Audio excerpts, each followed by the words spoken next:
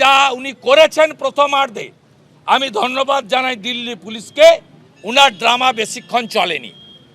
উনি বাড়ি থেকে নাকি রাত্রে পড়া কাপড়টা পরে বেরিয়ে এসেছেন, কিন্তু উনি মাইক আর মাইক্রোফোনটা আনতে ভোলেননি।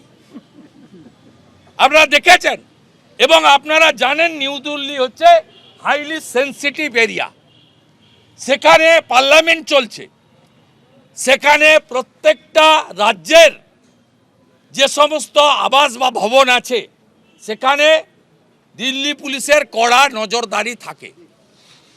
এবং আজকে এক্সট্রা কিছু ওখানে ছিল না, নর্মাল পুলিশিং ছিল।